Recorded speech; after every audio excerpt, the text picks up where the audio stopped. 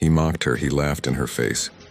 A billionaire father, broken, desperate, drowning in fear, still couldn't believe that a poor little girl from the hospital's charity ward had stepped forward and said, in the softest voice, "I can heal your son, but it will cost $1 million. The room went silent. Doctors exchanged looks of pure disbelief. Nurses froze, wondering if the girl had lost her mind. And the billionaire? He burst into laughter. Cold, harsh, echoing around the ICU like a cruel reminder of just how powerless everyone had become. He thought she was joking. He thought she was crazy, but he had no idea that this little girl carried a secret no doctor on earth could understand. A secret that would soon force him to beg her for help. A secret that would change his son's fate. A secret that would make him realize that miracles never come from where the world expects them. This is where the impossible began. The billionaire, Marcus Hale, stood beside his son's hospital bed, gripping the icy metal rail so tightly that his knuckles turned white. Machines beeped in a slow, tired rhythm. Monitors showed declining numbers that the doctors no longer bothered to hide behind hopeful words. Marcus wasn't just losing his son. He was losing the only person left who truly loved him. 15 specialists flown from every corner of the world had tried everything. Every experimental method, every advanced procedure, every drug. But the boy still lay still, breathing but slipping further away each day. Marcus had all the money, all the influence, all the connections. Yet for the first time in his life, none of it mattered. Outside the room, doctors whispered things like preparation, acceptance, and end-of-life measures. Marcus pretended not to hear. He pretended he still had control, but deep inside he felt hollow. Then that afternoon, when despair was beginning to feel like a permanent part of the air, she walked in. A small girl, maybe 7 or 8, wearing worn-out shoes, a faded dress, and a hospital charity bracelet loosely hanging around her thin wrist. She wasn't supposed to be in the ICU. She wasn't supposed to be anywhere near these rooms reserved for the wealthy. But no one stopped her. Something about her presence made everyone pause. She stepped closer, looking at the unconscious boy with soft, gentle eyes. And then she turned toward Marcus, completely fearless, and said, "Sir, I can help him. I can heal your son." Marcus blinked, confused. The doctors exchanged glances, unsure whether to intervene or wait. The girl continued, her voice steady but strangely powerful. "But it will cost $1 million. Silence. A cold, heavy silence. And then Marcus laughed. He laughed so hard the nurses flinched. "You," he said between breaths, "you can heal my son for $1 million? What kind of joke is this?" The girl didn't back down, she didn't cry.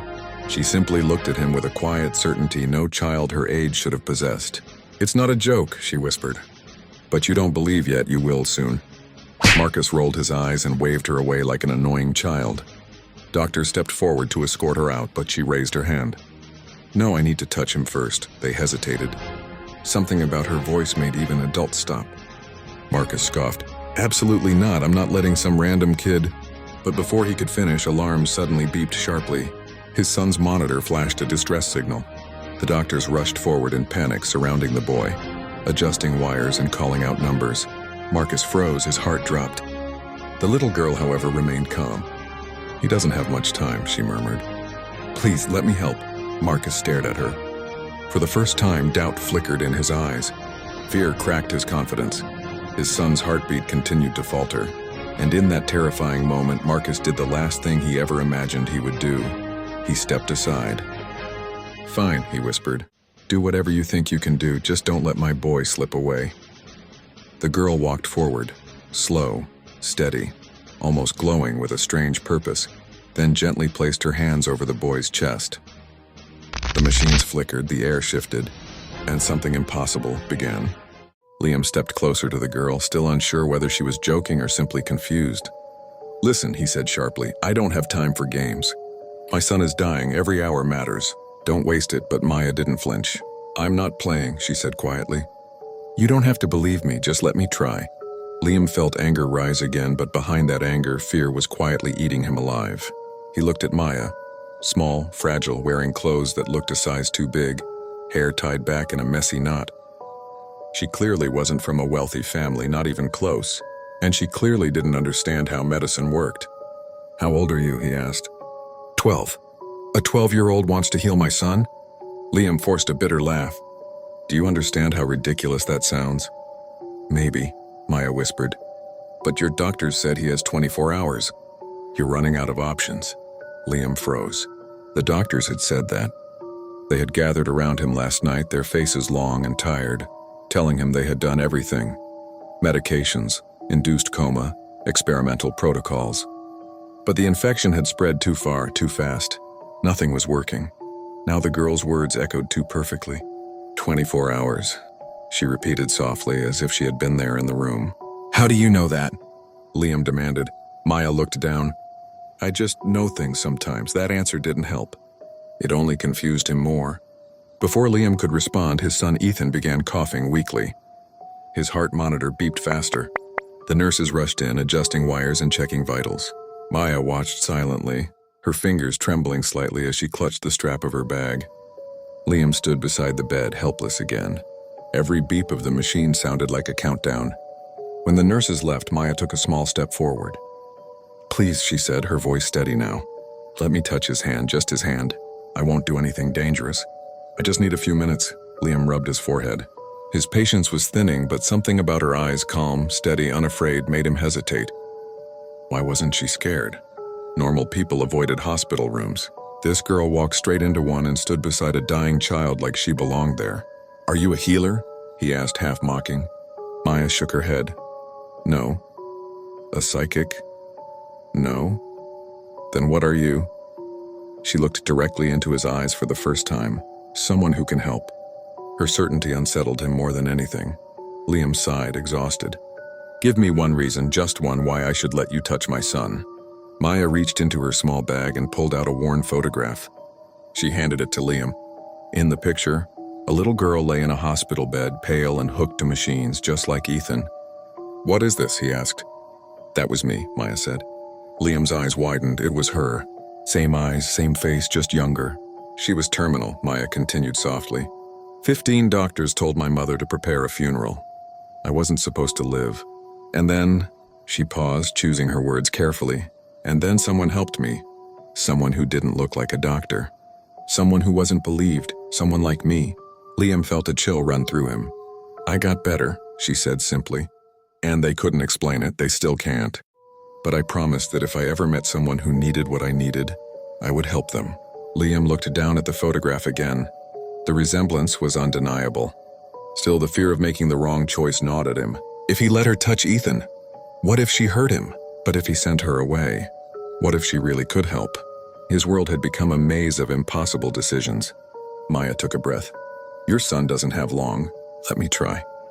If nothing happens, I'll leave and never bother you again. Liam slowly exhaled. His heart was pounding, but the truth was clear. He had nothing left to lose. Fine, he whispered. 5 minutes. That's all. Maya nodded, her eyes softening with gratitude. She stepped closer to Ethan's bed, gently reaching for his hand. And the moment her fingers touched his skin, something began to change. The hospital hallways felt colder that night, even though every heater in the building was running. Daniel paced outside the ICU room, his footsteps sharp and restless. Inside, Liam lay motionless, the machines humming softly around him. The doctors had done everything they could. Every specialist had walked out with the same defeated expression. But the girl, the strange, calm, soft-spoken girl, she remained. Emily sat quietly beside Liam's bed, her hands folded in her lap. She hadn't touched him yet. Not after the billionaire had ordered her to wait. She didn't argue. She only watched Liam with steady eyes, as if she could sense something nobody else could. When Daniel finally re-entered the room, he found her humming softly, a tune that felt familiar but ancient at the same time. It wasn't loud, it wasn't noticeable, yet it made the room feel warmer. Daniel tried to shake the feeling off. She's just a child, he muttered to himself. There's no way she can do anything medical science failed to do. But deep inside, something kept whispering. What if she can? What if you're wrong? He didn't want to listen. Billionaires didn't rely on miracles, they relied on facts. But the facts had already failed. Emily finally looked up at him. Mr. Hale, she said gently, he's hurting inside. Not just in his body, there's something deeper. Something you haven't seen. Daniel stiffened. My son is in a coma. That's all. No, she shook her head. His mind is trapped. He's scared, he feels alone. He thinks you left him. Those words hit Daniel like a punch. Liam had collapsed the day Daniel missed yet another school play. Another promise broken. Another moment Daniel had traded for business deals, meetings, and important people. He had thought Liam would understand someday. But what if he didn't? Emily continued. You have to talk to him. Not as a billionaire, not as someone who wants him fixed, but as his father. Daniel swallowed, his throat tightening. The girl wasn't just talking. She was telling the truth. A truth no doctor had been able to uncover. She slowly placed her hand near Liam's.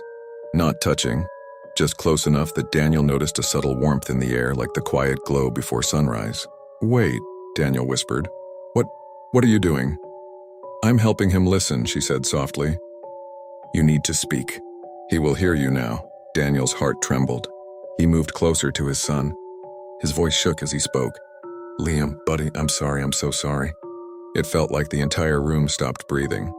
I should have been there more, he continued. I kept choosing everything else over you, thinking I had time. Thinking you would wait, but I was wrong. I don't want to lose you. Not like this, not ever. Emily kept her eyes closed, breathing slowly, almost in sync with the boy. Then Daniel whispered the words he had never said before. I love you, Liam. Please come back to me, I need you. I promise I'll be better. I promise I'll change. The air around Emily's hands suddenly seemed to shimmer. Not visually, not with light, but with a feeling. A sense of warmth spreading through the room. The monitors flickered. The heart rhythm changed slightly. The machine's soft beeping grew stronger. Daniel froze. The girl's eyelids fluttered open. He heard you, she whispered. Daniel's breath caught. What? What do you mean he heard? And then, for the first time in days, Liam's fingers moved, slowly, softly. But definitely, Daniel gasped, stumbling backward in shock. His knees almost buckled as emotion hit him like a storm. Emily kept her hand extended, calm as ever. This is just the beginning, she said, but he's coming back. Daniel stared at her, this small, poor girl with nothing to her name, and realized the impossible wasn't just happening. It had already begun. The moment the billionaire's son opened his eyes, the world around him froze. Nurses gasped. Alarms beeped in confusion, and the billionaire, David Strathmore, stood like a man struck by lightning. His son, Liam, who had been unresponsive for months, blinked slowly, as if rediscovering the world. David stumbled toward the bed, his voice shaking. Liam, can you hear me? The boy's lips moved, barely a whisper. Dad, what happened? Tears streamed from David's eyes, tears he never allowed himself to show. He grabbed his son's hand, holding it like he feared it might disappear again. You came back to me, he whispered. You really came back. But while David felt a surge of joy, his gaze shifted to the girl standing silently beside the machines. Elena. The poor village girl he had insulted, mocked, and accused of lying. The girl who offered to help when 15 elite doctors had already given up. He walked toward her slowly, feeling every step heavy with guilt. Elena, I owe you an apology, he said, voice trembling. You owe your son your love, she replied softly. Not me, but David shook his head. No, I owe you everything. You saved my boy when everyone else said he was gone. I didn't believe you, I treated you like you were nothing. And still, you fought for him. Elena lowered her gaze. I didn't fight for you. I fought for him, his spirit never gave up. I just guided it back. David looked at her with a mixture of awe and disbelief. How did you do it? How did someone like you succeed when the world's top doctors couldn't? Elena took a long breath, because healing isn't always medicine. Sometimes it's connection, and sometimes it's understanding the pain someone holds inside. David was silent. Her words hit him harder than any truth he had ever been told. Liam wasn't only sick in body, she continued. He was hurting inside, afraid.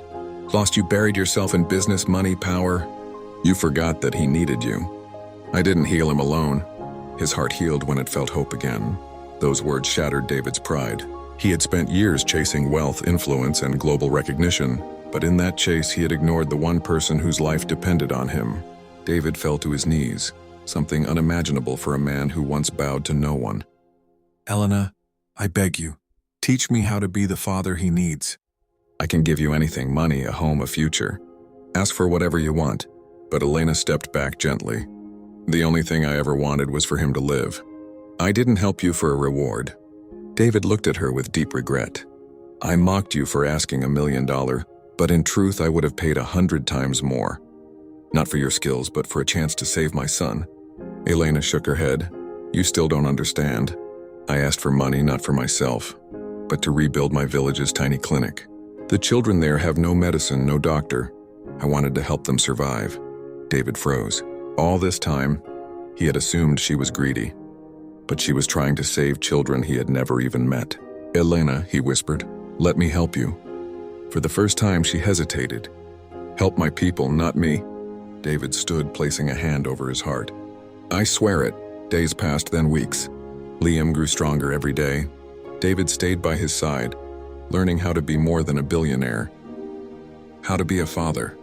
He visited Elena's village personally, shocked by the poverty, the broken buildings, the sick children waiting for help that never came. He funded a new clinic, hired medical staff, built clean water systems, and ensured supplies for years to come. When Elena saw the new clinic open, tears filled her eyes. "You did it," she whispered. "No," David replied, "we did it." Months later, life looked completely different. Liam walked again.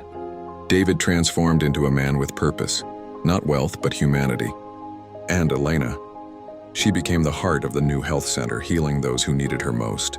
One evening, as the sun set over the rebuilt village, Liam approached her with a shy smile. "Dad says you're our miracle," he said softly. Elena smiled back. "No, Liam. You're the miracle. You chose to return." And as the sky glowed in shades of gold, the three of them stood together. A billionaire who rediscovered love, a son reborn from despair, and a girl who did the impossible. Not through money or power, but through courage, compassion, and faith in life's hidden strength.